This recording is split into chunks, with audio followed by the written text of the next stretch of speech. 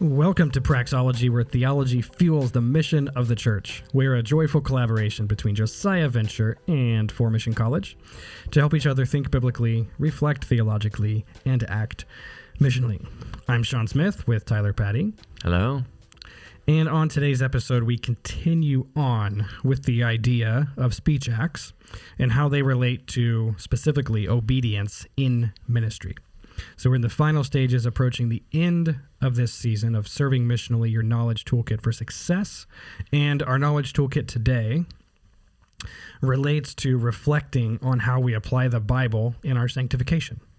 That would mean the words of the Bible in our sanctification. Speech act is it's there. It's related.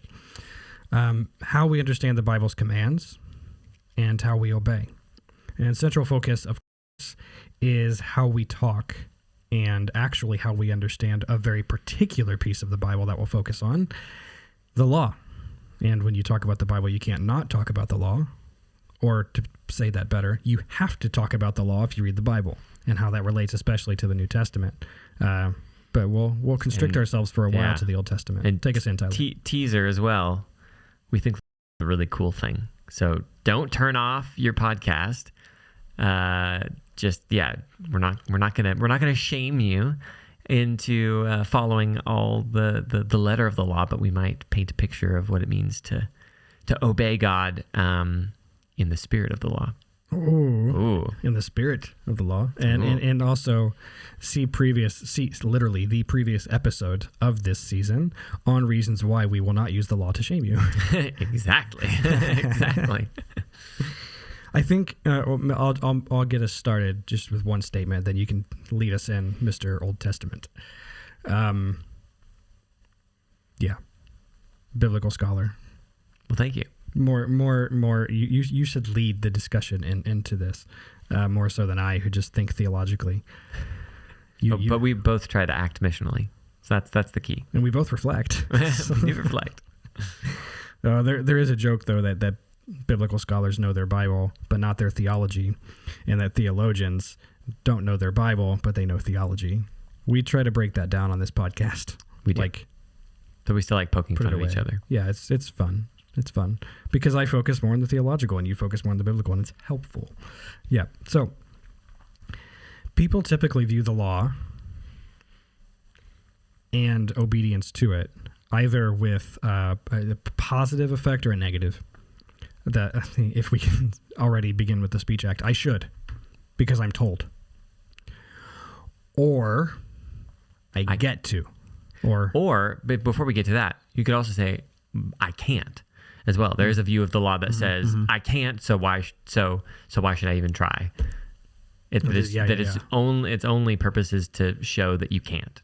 So it could be, I should, or it could be, I can't even. And then Sean's hanging his head here in front of the microphone. Because it's just harmful, if we can say that out loud. And in doing so, just call out the name of the face. Can we do it? The face? Yeah, Reformed theology. Oh, yes. I, on record... Go on record. Enjoy... I think you've gone on record before on Reformed aspects of Reformed theology. But overall, I think in some of the psychological effects of how the Bible is applied, it can be harmful because one of the ways, the primary ways probably, is that the law is just a carrot dangling out there saying, you can't reach me, you can't reach me. Meanwhile, what's going on in sanctification? Because we have the Spirit of God. And we can't be fully sanctified in this life until we are with God. But still, that's over-speaking, and that over-speaking about what the law is intended and used for creates some rippled down effects and different trajectories that I think are not ultimately as helpful as they could be unless they're tweaked. Now, I will say I know some people who are more in the Scottish Reformed tradition who are engaging with this conversation and rapidly within Reformed theology trying to change some things to focus more on the critique and say this isn't a good thing. The effects of that we've seen can be harmful. And so we need to maybe redirect some of how we have thought about doing dogmatics and so forth. Yeah. So I applaud those things, and I listen to those, and I use it. So I'm not throwing Reformed people's completely under the bus, because I don't know how much of me is Reformed, but a certain percentage. So That's great. That's great. Yeah. So there's the I should, which is maybe more of a, what would that tradition be? Is there a tradition that would be more the case? I have one in mind. I don't know if it's absolutely correct. I must be in a negative frame of mind today. Yeah, maybe we don't need to name names beyond Reformed theology. But broadly speaking, I might as well. Aspects of so-called non-denominations, very, very big picture, broadly speaking. I'm not laying the claim ultimately, but evangelicalism as a whole, I think there's some shoulds in there that we don't know are often there, but that filters through to the practical output of our sermons that we talked again last episode. Do this, do this, do this. And it produces in a person, whether or not you use the word should, whatever, it produces in them, oh, I'm not doing this, I should be doing that. And well, a key tenet of evangelicalism, according to what's his face, who did the four things of evangelicalism. What is his name? I can't remember. Oh, anyway. Okay. There's a scholar who studied evangelicalism and its four distinctives. It'll come to me. Gordon Smith? No. Anyway, the one that I'm thinking of is activism, that, our faith must be put into action, which is a great thing to believe. But yeah, if it's all about you should, then that, what if you can't? What if you reach your limit? So there's that. Then there's the I can't even. So it's the carrot dangling in front that's always just out of reach, but that keeps me moving, right? Mm-hmm. It's like it's motivating me, but never quite, not even quite. It's still way too far away for me to even try. And that somehow is supposed to lead me to greater dependence on God, but probably has some side effects. But we're getting to another possible approach that you mentioned. I get to. Tell me more about that. Am I allowed to? Oh, you want me to? I can. I think. Well, how do we? This is the. Well, I'll just keep it the theological, very high level, because we could just dive in immediately to the aspects of the law, which we will. And I think both of us share the exact same view of the intention of the law overall and so forth. So that's wonderful.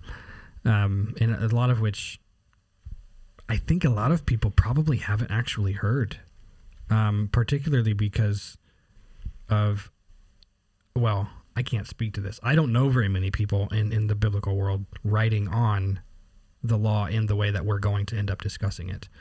But at the highest level, it relates to intentions. And so if I can go back to the carrot dangling, what that produces in terms of sanctification, like my obedience, is I can do absolutely nothing, and God's presence isn't completely with me. It's out there, unless I repent of my sin, unless I fill in the blank, those things. And those things are very, very important for sanctification. We should pray continually and repent of our sin when the Spirit reveals it, or when we see something and we go, oh, wow, like I've been living in this pattern, and we must repent of those things. But that's not the only aspect of sanctification. And if we boil it down to the law, the carrot's out there, in a very real sense, God's presence is out here, and he's imminent, or he's close to us, the Reformed theologians will say. But in actual practice, where's that seen? Perhaps in Jonathan Edwards, the religious affections. That little particular stream gets much better, I think, in my opinion. Yeah. But the I get to starts from a very different disposition, a very different posture, that I have God's presence. Right. I get to. Right. And that God's presence is the absolute key in this conception, because in the Old Testament, the precondition for the law is that God has already chosen to live with his people in their midst. So tell me when the law was laid down? Laid down. Literally. I think there are things that happen before the giving of the law. People, that's a foundational point. Yeah. So, I mean, a common misconception as well about the law, the Old Testament law, is that God gave it to Israel so that they could earn their salvation, basically. Or so some form of that. Some form of that. Like but we see in the narrative structure that God rescues his people first. He establishes his intentions with them first. I want to make you into a kingdom of priests and a holy nation. I want to, in missional theology, I want to basically you to participate with me in what I'm doing. And then he gives the law, but in the giving of the law, there is this huge section in Exodus, after Exodus 20, I think it's like 23, 24, that talks about the building of the tabernacle. And so central to the giving of the law is God's desire to dwell with his people. And that's actually what enables, exactly, his presence. That's what enables them to fulfill what he is asking them to do. If we could jump to the New Testament, what does that look like in the New Testament? Pardon me. In which aspect? So we could go God's presence with us, allowing us to. Wait, is it 1st or 2nd Corinthians? I always confuse it. Chapter 3, that we're being transformed, which is plural. So it's kind of like we all together are being transformed, just as we're individually temples, but also collectively the body of Christ. The metaphors get used in dual ways, but it all is foundational that we cannot be transformed unless we have the presence of God resting in us. We could talk about how that works in the Old Testament, and where the Spirit is and isn't. That's though I would like to talk about it, put it aside. But the starting point, I think, for sanctification, for Christian growth, for our own obedience, is that because of the finished work of Jesus, we have been given the seal of the Spirit, and because of that, we're all being transformed from one degree of glory to another. So that the foundational starting point is God dwelling with his people. Not in the fullness, like that it's going to be, but in a very real sense, he is dwelling in his people. Those of us who are listening, he's dwelling in us collectively as the people of God. So the idea of presence, it's in my opinion, one of the most foundational ideas to building a theology in the New Testament. Yeah. I was hoping you'd take it there. You gave me a carrot. A carrot, exactly. It's really, really helpful. And both of us are, maybe we lean more towards seeing how the patterns from the Old Testament and the New Testament relate rather than seeing them as distinct. Yeah. There are ways in which we could say, yes, there are some distinctions, but I don't know, it gets us more excited to talk about the continuity in the way that it's transformed maybe and is carried forward. So in the Old Testament, God rescues his people first, gives them his presence, and then they're asked to respond in obedience. In the New Testament, Jesus saves, finishes the work. He gives the Holy Spirit. God dwells with his people, and then there are steps of obedience, essentially, that need to be taken from there. Yeah, and I think this is a related aspect of what I fear that sometimes we believe, of emphasizing the differences between the testaments. And say, well, the law was this and now it's not, and what that does theologically in many, but maybe not every single case, is place the fact that God is unchanging. It calls that into question. And so minimally what we enjoy doing and seeing as helpful is, yes, there are differences, Old Covenant, New Covenant. However, it's not purely it was that, now it's this. This came from that. Yeah. So there's cohesion. There are similarities. And if you want to say that there's a sharp distinction between the two testaments, you have to focus on the similarities to taper some of those effects. Yes. Yeah. Yep. And that's a good qualification for where we're going, where we'll go now in terms of linking back to some of our Speech Act stuff from last episode, and in terms of painting worlds and building building conceptual, building a kingdom that invites people to step into. One of the things a perspective that I love, and I don't remember exactly who this is from, but if you compare some of the religions around Israel at the time of the giving of the law, a lot of those, how you win the favor of the deity is kind of a mystery. And so you do these things, and then maybe the God will have mercy on you, or if you do these things, maybe he will respond favorably or bless your crops. It's kind of a mystery. It's kind of a gamble. This scholar contrasted that with what we see in the Old Testament, where God is very concrete about what he expects of his people. Do these things, and I will do these things. Which is like a huge actually burden off their shoulder. Like, we don't have to be, or the Old Testament, the Israelites in the Old Testament, they didn't have to be guessing. I wonder what's going to make God happy today. Wonder how, not just that, but I wonder how we're supposed to live in communion with this God who wants to live with us, but super powerful and it could destroy us just by this, but because we're dirty and he's holy. All the laws are given really as a gift to enable this relationship to work. With as much clarity as possible. But one of the really interesting things is that you look at laws, for example, in Exodus versus laws in Deuteronomy, and they sometimes change a little bit. They're transformed, they're changed because there's a different cultural context. And so that kind of gives us some hint that these laws are not like letter of the law, like do these things or else.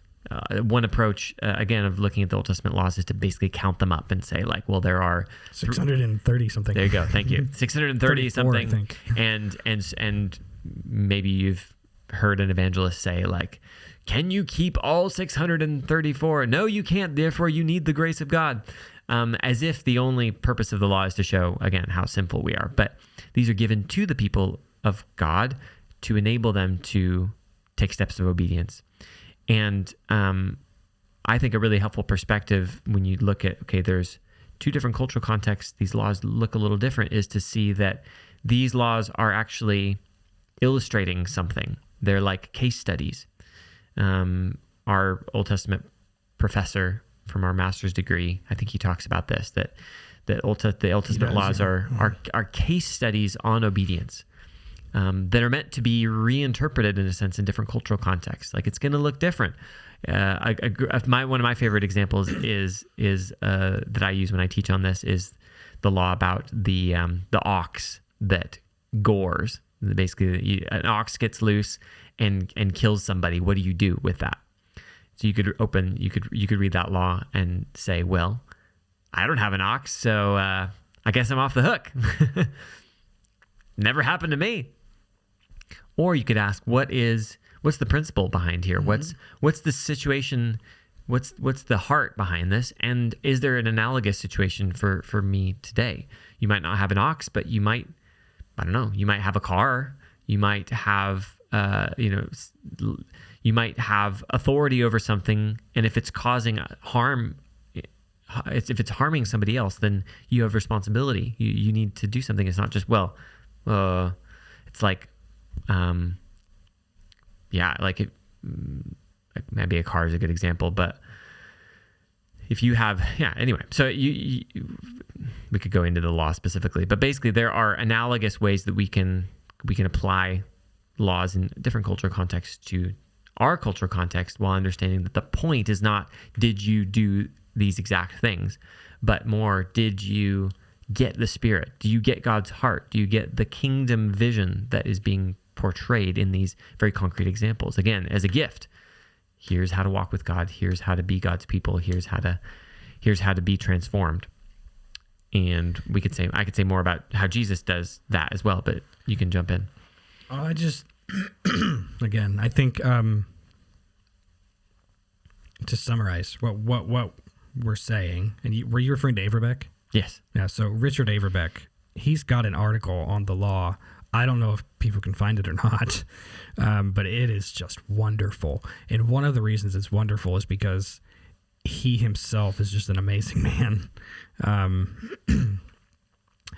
Also a trained counselor. Yeah. He's a what do you call that? He has license. Clinical psychologist. He's able to counsel people medically. But also he's a theologian. And so what that does in terms of how he brings out aspects of presence, living that out, obedience, is just wonderful. And I think I probably learned it from him, what I'm about to say in summary of what you were saying, that the law is intended as a gift that leads us into the best possible life and also the best possible future in the kingdom of God. But that also connects to, in many ways, I think, how the law... I don't know if maybe we want to get into the weeds of that or not. How the law starts with 634 and then gets pared down. Yeah, I can talk to that. But you give your analogy for that, leading us to the best possible life. What's a good analogy for that? I used to bowl, go bowling, to throw the ball down the alley, down the lane, knock the pins down, get a lot of points, win the game. Strike. I used to play with a really good friend. He lives in Alaska now, I believe. We would go twice a week, and so bowling is just amazing. I once bowled a 270. Fun fact. Sorry, don't know what that means, but that's perfect game is 300. Cool. I once bowled a 230. Yeah, that amazing. Sounds impressive. I did it once, so no, it's not actually, and I can't do it anymore. But if you think about a bowling alley, you're stepping up to the line, and there's these gutters. What are they called? Do they call them the same thing in Europe? I don't know. Where the ball can go down and you don't knock any pins down. The oops lane, I suppose. Which happens. Or you keep it on the wood, and then you knock the pins down. And I think when kids bowl, they put up these things that the ball will bounce off of, and hopefully if they threw it hard enough, it'll eventually get to its end point, to knocking down the pins. And so if we apply that to the law is intended as a gift, not to constrict us, but to help us get down the alley. The ball goes down the alley and leads to the ultimate endpoint of knocking the pins down. And that, the pins, I suppose, would be where we're the fullness of God. And so the law, the guardrails are intended to get us to that point. And so the ultimacy of the law is to show us who God is, period. And that transforms how we think about applying the law in our own lives, which I think that maybe connects with why 600, I think it's 634. I don't know why I think that. It could be 33, 34, somewhere in there. Somebody fact check us and write us. Several hundred. But that effect that you were talking about, showing that laws are different in one book from the other, they're slightly changed. It doesn't mean that there's not people might again think that pure subjectivity thing. Well, there is no law if it's changing, then the transmission of the Bible, blah blah blah. There's an original point behind it that's being reiterated in a contextual fashion. Correct. So the original point, what we're actually saying is that the law is a gift that leads us to God, and literally to enact the presence of God in our words and through our actions in the world.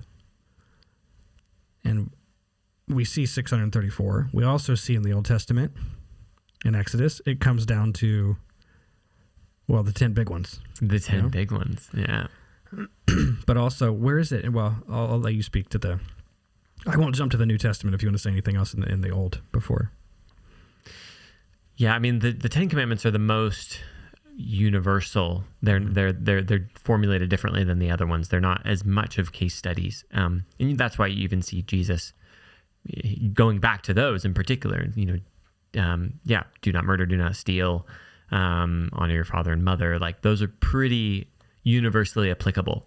But again, their point, I think, is not to say if you don't do these, then you're toast, or to say just try, you won't be able to do them anyway. But to say here's the starting point. Here are the guardrails. If nothing else, make sure the ball bounces off of these, because we want to get you not to be perfect, not to be sinless, but we want to get you to the fullness of life with God, to lead to blessing. Lead to blessing, and which is all about God's presence. So we want more of God with us. So let's get down the bowling lane.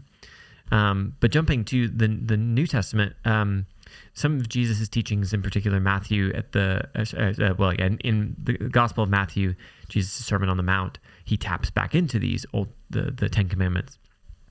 And you might think, if we're thinking, Old Testament law, it served its purpose. Now we're moving on with Jesus. He's going to do something new.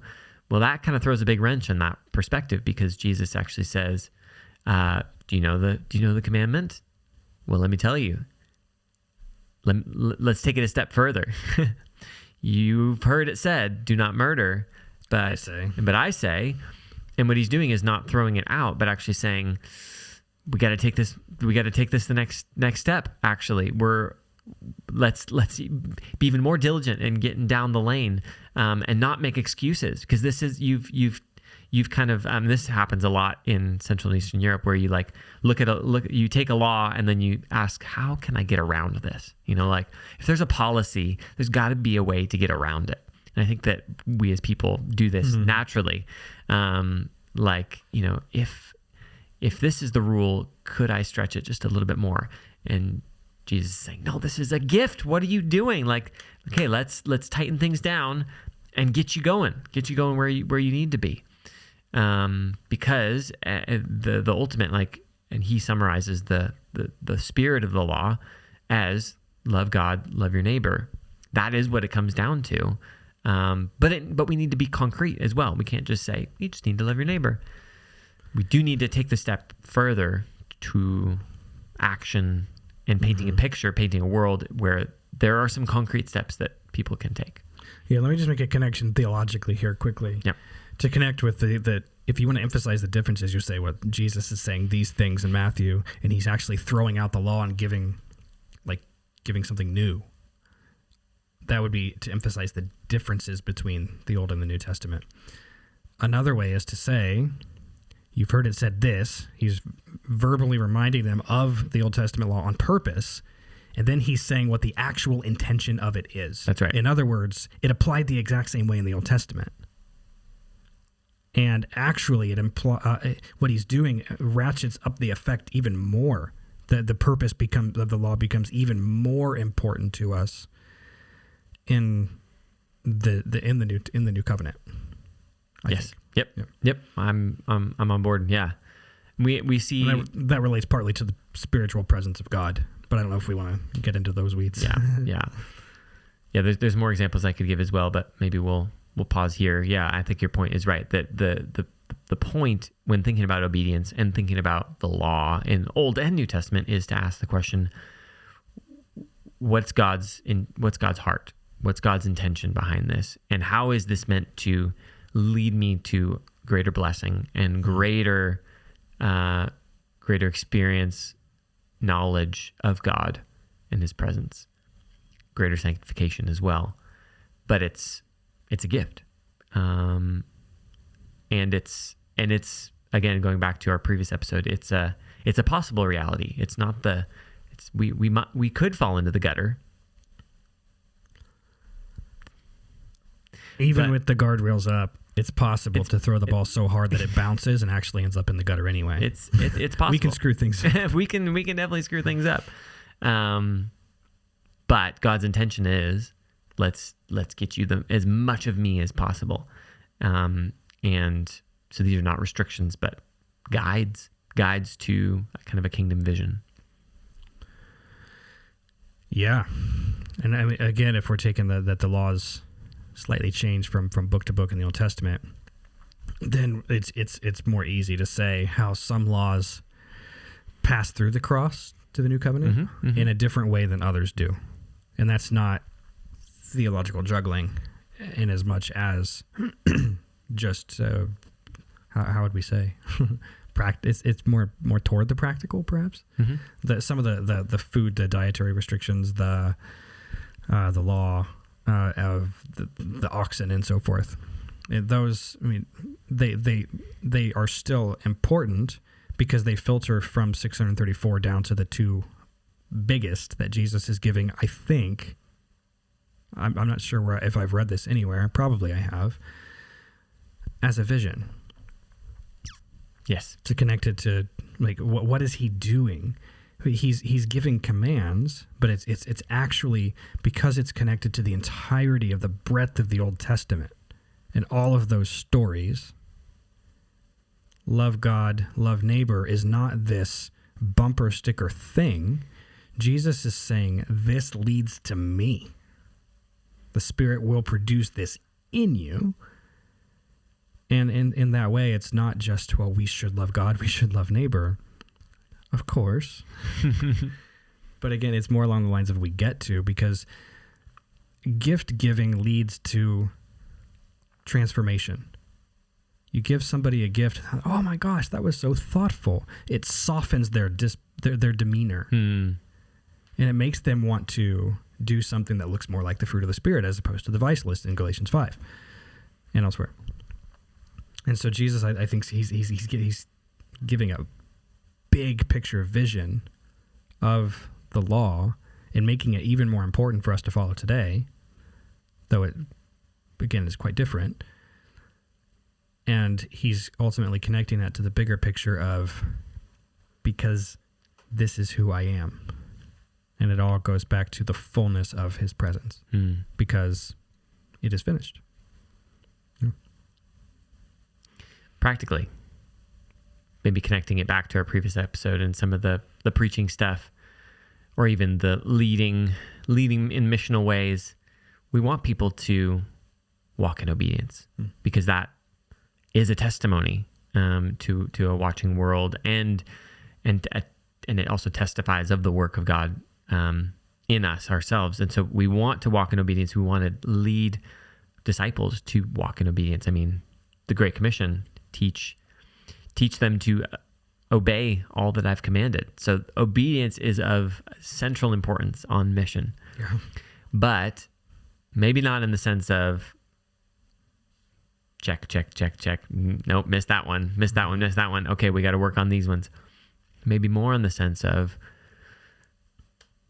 here's what your life could look like, and here's some examples. This is what transformed people do, or this is what Spirit changed people live out. And here's what the opposite is. Painting a picture, painting a vision, and inviting them to step into that. And are they going to get it all right? No, we don't either. But in the bumper bowling analogy as well, you don't have to hit every spot on the rail. It's not like dig to get down. You need to hit a few, and God's going to make good on the rest, because he's with us. So that takes a lot of pressure off. I think a leader looking at a team, seeing there are deficits, there are weaknesses, there's sin as well. But maybe the goal is not to make sure that we get rid of all the vices or get rid of all of the problems, but say, like, what is this next step of obedience that you're calling us to, and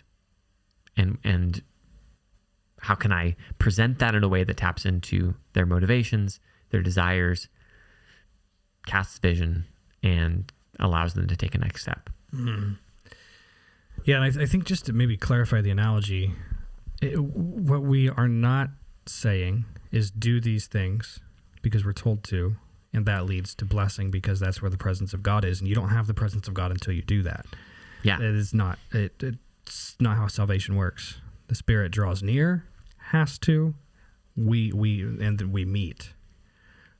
So it's more like the blessing is coming from the fact that the more we realize it's not just us throwing the ball down and using the gift, it's actually transforming us because he's with us. His presence is not just down there. It's not that carrot thing.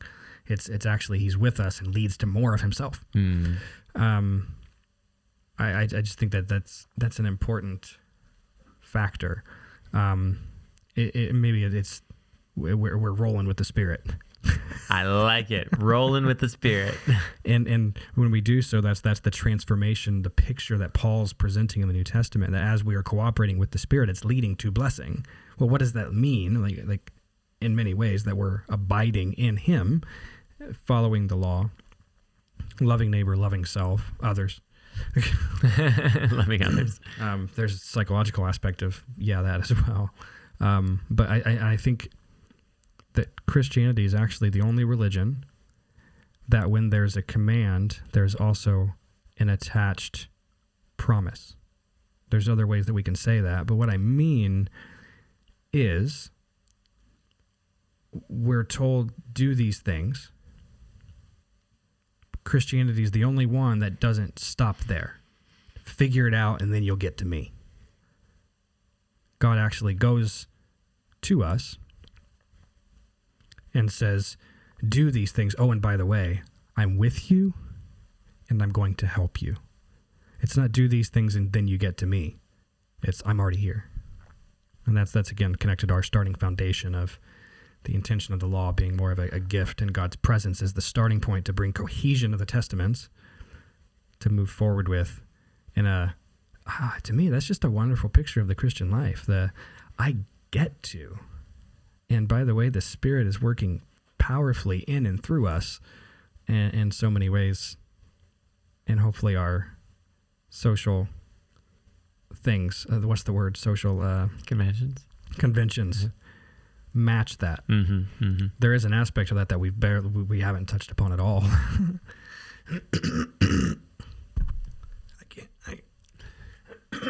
Killian can cut this out. This is real life right here. Allergy season. Oh, it's terrible. Yeah. Killian might cut that out or he might not, and here I am just talking at you. Anyway. I think, yeah. I don't know what I was saying anymore. It's great. I think it's a good place to land. So I think two things as we're closing, referencing this idea of there it is, obedience. And there are social conventions that we do and or don't do in our church services that we should practically think about and have a knowledge toolkit for. We're talking about some things that kind of lead up to that more personally or as we relate to people interpersonally. By talking about the law and thinking about the law ourselves in application. Before we wrap up, I want to just say two things. One of which is you may have noticed that last episode and this one, we did not do the lightning round. You're right. What happened? I'm here to tell you that it was done, unfortunately, on purpose, so that we wouldn't distract ourselves as we were talking. For the point of speech act theory can get really complex.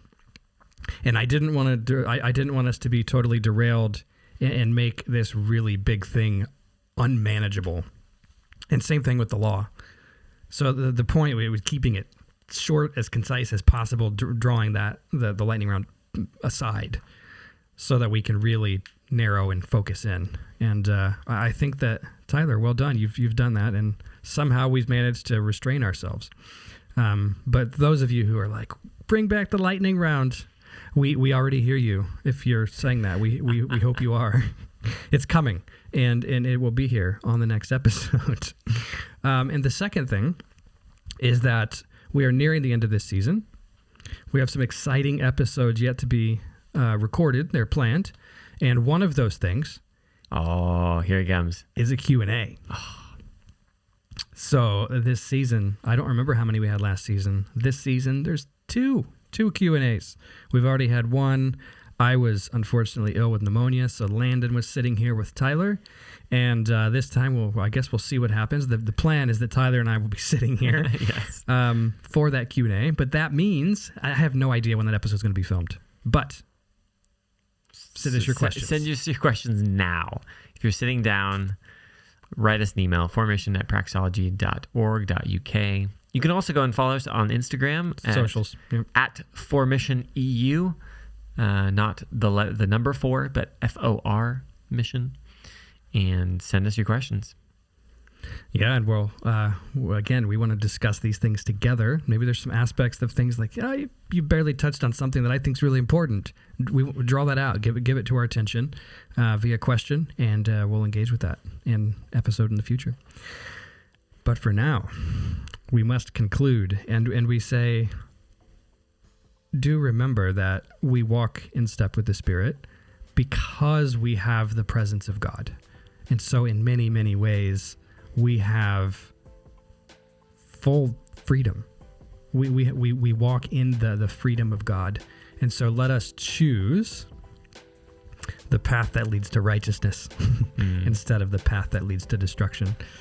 And until next time, blessings and go in peace. See you next time.